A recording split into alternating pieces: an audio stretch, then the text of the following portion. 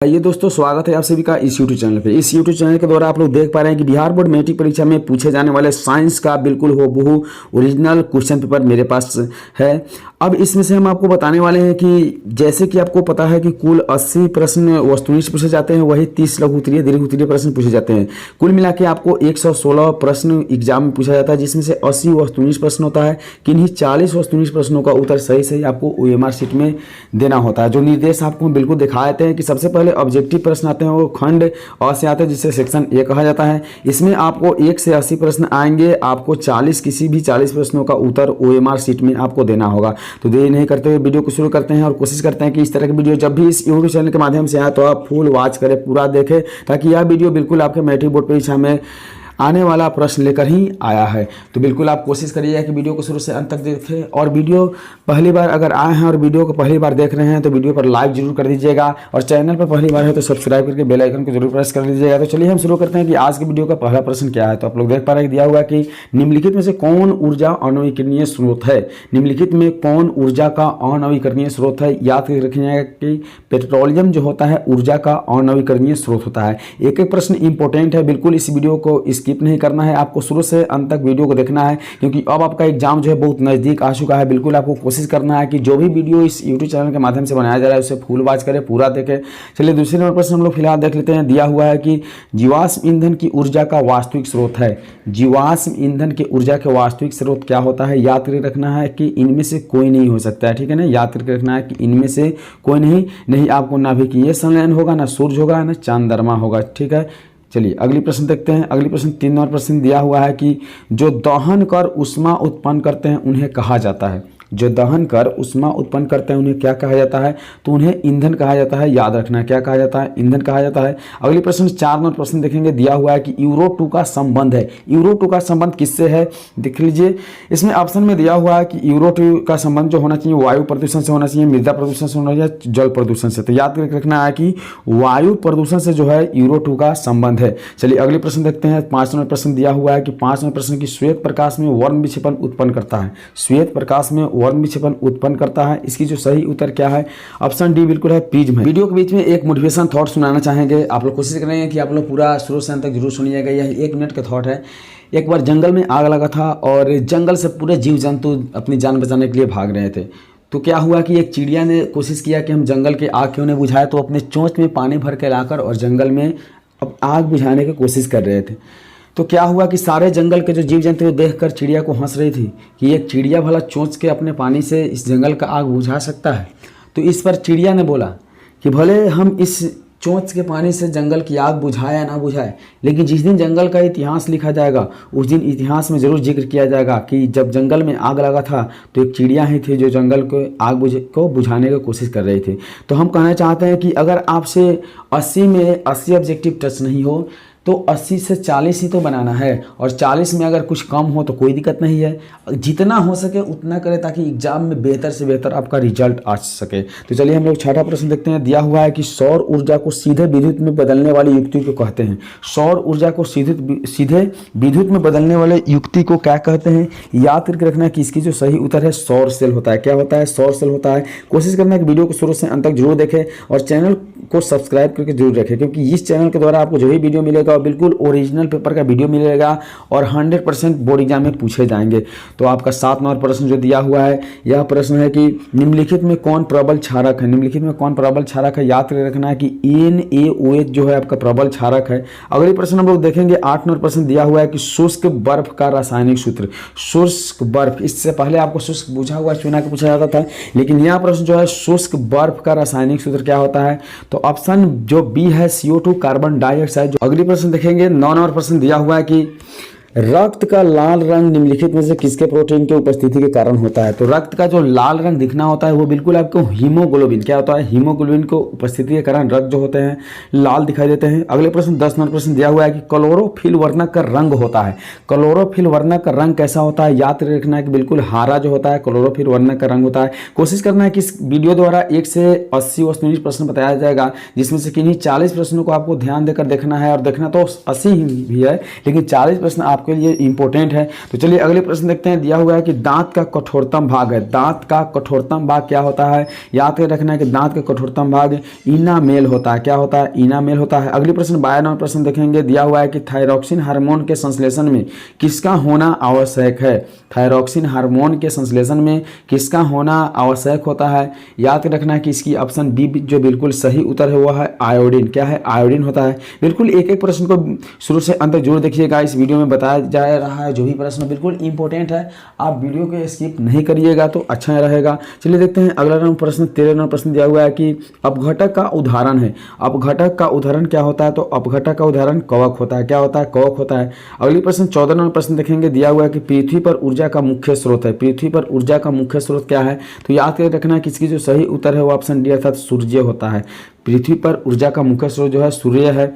अगले प्रश्न 15 नंबर प्रश्न दिया हुआ है कि निम्नलिखित में से कौन पर्यावरण का हिस्सा है? निम्नलिखित में से कौन पर्यावरण का हिस्सा है? याद रखना है कि इनमें से सभी जो है पर्यावरण का हिस्सा है, जैसे वायुमंडल, जलमंडल, स्थलमंडल। अगले प्रश्न की ओर बढ़ेंगे। अगले प्रश्न दिया हुआ है 16 नंबर प्रश्न। एक वन परिस्थितिक तंत्र में कितने पोषी स्तर होते हैं? एक वन परिस्थितिक तंत्र में कितने पोषी स्तर होता है? याद रखना कि ऑप्शन डी इसका बिल्कुल सही उत्तर है, 4 होते हैं। अगले प्रश्न 16 नंबर के प्रश्न के बाद हम 17 नंबर प्रश्न देखेंगे। दिया हुआ है कि अभिक्रिया जिसमें आयनों का आदान प्रदान होता है वह कहलाती है। अभिक्रिया जिसमें आयनों का आदान प्रदान होता है वह क्या कहलाती है? याद रखना है कि वह द्विविस्थापन कहलाते हैं। क्या कहलाते हैं? द्विविस्थापन कहलाते हैं। ऑप्शन बी बिल्कुल सही उत्तर है। अगले प्रश्न की ओर बढ़ेंगे। दिया हुआ है कि निम्नलिखित में कौन समीकरण संतुलित नहीं है? तो जिसके तत्वों के परमाणु संख्या दोनों तरफ के बराबर नहीं होंगे वो बिल्कुल आपका संतुलित नहीं होंगे, तो आपका है ऑप्शन डी। बिल्कुल क्या है? ऑप्शन डी बिल्कुल सही उत्तर है। अगले प्रश्न देखेंगे। आपको 19 का प्रश्न है, 19वां प्रश्न देख पा रहे हैं आप लोग। किसी भी उदासीन विलयन का पीएच मान होता है। किसी भी उदासीन विलयन का पीएच मान कितना होता है? याद रखना कि उदासीन विलयन का पीएच मान जो होता है 7 होता है। अगले प्रश्न 20 नंबर प्रश्न देखेंगे। दिया हुआ है कि निम्नलिखित में से प्राकृतिक सूचक कौन है? निम्नलिखित में से प्राकृतिक सूचक कौन है? याद रखना ऑप्शन बी बिल्कुल सही उत्तर है। हल्दी जो है प्राकृतिक सूचक नहीं है। चलिए अगले प्रश्न देखेंगे। 21 नंबर प्रश्न दिया हुआ है कि धोबिया सोडा का रासायनिक सूत्र क्या है? धोबिया सोडा का रासायनिक सूत्र क्या है? याद रखना है कि Na2CO3 × 10H2O जो है धोबिया सोडा का रासायनिक सूत्र है। अगले प्रश्न देखेंगे। दिया हुआ है कि निम्नांकित में से कौन से विजातीय यौगिक है? निम्नांकित में से कौन जो है विजातीय यौगिक है? इसकी जो सही उत्तर है ऑप्शन डी बिल्कुल सही उत्तर है। प्लास्टर और पेरिस जो है विजातीय यौगिक है। अगले प्रश्न 23 नंबर प्रश्न दिया हुआ है कि सबसे कठोर प्राकृतिक पदार्थ है। सबसे कठोर प्राकृतिक पदार्थ क्या है? याद रखना है कि हीरा जो है सबसे कठोर प्राकृतिक पदार्थ है। अगले प्रश्न देखेंगे। 24 नंबर प्रश्न दिया हुआ है कि निम्नलिखित में से कौन सा आयन लाल लिटमस पत्र को नीला कर सकता है? निम्नलिखित में से कौन सा जो आयन होता है वह लाल लिटमस पत्र को कैसा कर देता है? नीला कर देता है। याद रखना कि इसकी जो सही उत्तर है ऑप्शन बी अर्थात हाइड्रोजन OH- जो होता है हाइड्रोजन ऋणायन जो होता है वो आपको क्या कर देता है? तो लिटमस पत्र को नीला कर देता है। अगले प्रश्न देखेंगे। 25 नंबर प्रश्न दिया हुआ है कि फल पकाने वाला हार्मोन है। फल पकाने वाला हार्मोन क्या होता है? याद रखना है एथिलीन। फल पकाने वाला हार्मोन जो होता है बिल्कुल याद रखना है एथिलीन होता है। अगले प्रश्न देखेंगे। 26 नंबर प्रश्न दिया हुआ है कि गोबर छत्ता है। गोबर छत्ता क्या है? याद रखना है। तो गोबर छत्ता जो होता है एक मृत जीवी होता है। क्या होता है? एक मृत जीवी होता है। अगले प्रश्न देखेंगे। 27 नंबर प्रश्न दिया हुआ है कि ओजोन का आणविक सूत्र है। ओजोन का आणविक सूत्र क्या होता है? याद रखना है ऑप्शन बी बिल्कुल सही उत्तर है। ओजोन का आणविक सूत्र O3 होता है। अगले प्रश्न देखेंगे। 28 नंबर प्रश्न दिया हुआ है कि कवक में पोषण की कौन सी विधि है? कवक में पोषण की कौन सी विधि है? याद रखना कि इसकी जो सही उत्तर है ऑप्शन सी अर्थात मृत जीवी है। क्या है? मृत जीवी है। अगले प्रश्न 29 नंबर प्रश्न देखेंगे। दिया हुआ है कि परिस्थितिक तंत्र में ऊर्जा का प्रवाह होता है। परिस्थितिक तंत्र में ऊर्जा का प्रवाह होता है। ऑप्शन ए बिल्कुल सही है। एक दिशीय होता है। क्या होता है? एक दिशीय होता है। याद रखना है। अगले प्रश्न की ओर बढ़ेंगे। जो 30 नंबर प्रश्न दिया हुआ है। 30 नंबर प्रश्न है आपके सामने कि मानव हृदय में कितने कोष्ठक पाए जाते हैं? मानव हृदय में कितने कोष्ठक पाए जाते हैं? याद कर रखना किसी जो सही उत्तर है ऑप्शन डी अर्थात 4। मानव हृदय में 4 कोष्ठक पाए जाते हैं। अगले प्रश्न 31 नंबर प्रश्न देखेंगे। दिया हुआ है कि विकासीय दृष्टिकोण से हमारी किससे अधिक समानता है? विकासीय दृष्टिकोण से हमारी किससे अधिक समानता है? ऑप्शन 31 का ऑप्शन ए बिल्कुल सही है, चिंपैंजी से। क्या होता है? चिंपैंजी। अगले प्रश्न देखेंगे। 32 नंबर प्रश्न दिया हुआ है कि दूध से दही बनने में निम्नलिखित में से कौन सी अभिक्रिया होती है? दूध से दही बनने में निम्नलिखित में से कौन अभिक्रिया होती है?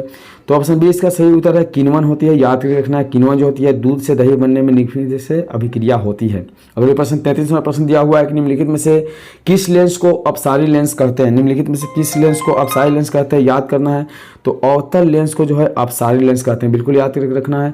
अगले प्रश्न को बढ़ेंगे। 34वां प्रश्न दिया हुआ है कि दृश्य प्रकाश में किस वर्ण का तरंग दैर्ध्य अधिकतम होता है। दृश्य प्रकाश में किस वर्ण का तरंग दैर्ध्य अधिकतम होता है, याद करके रखना है कि लाल जो होता है, लाल रंग का तरंग दैर्ध्य अधिकतम होता है। 35वां प्रश्न देखेंगे, दिया हुआ है कि प्रतिरोध का मान बढ़ाने के लिए प्रतिरोधकों को जोड़ा जाना चाहिए। प्रतिरोध के मान बढ़ाने के लिए प्रतिरोधक को जोड़ा जाना चाहिए। इसकी जो सही उत्तर है पार्श्व क्रम में। कैसे जोड़ा चाहिए, पार्श्व क्रम में। अगली प्रश्न देखेंगे, दिया हुआ है अगले प्रश्न 36वां प्रश्न कि किस उपकरण में प्लस और माइनस का चिन्ह नहीं होता है। किस उपकरण में प्लस और माइनस का चिन्ह नहीं होता है, याद कर रखना है कि कुंडली में नहीं होता है। किस में नहीं होता है, कुंडली में नहीं होता है। अगले प्रश्न 37वां प्रश्न देख पा रहे हैं, दिया हुआ है कि एक अभिसारी किरण पुंज समतल दर्पण पर आपतित होती है, परावर्तित किरण पुंज होगा। परावर्तित किरण पुंज कितना होगा, याद कर रखना कि ऑप्शन बी अर्थात अभिसारी होगा। क्या है, अभिसारी होगा। अगले प्रश्न देख रहे हैं 38वां प्रश्न दिया हुआ है कि चुंबकीय फ्लक्स का एसआई मात्रक है। चुंबकीय फ्लक्स का एसआई मात्रक क्या होता है, याद करके रखना है कि वेबर होता है। क्या होता है, वेबर होता है।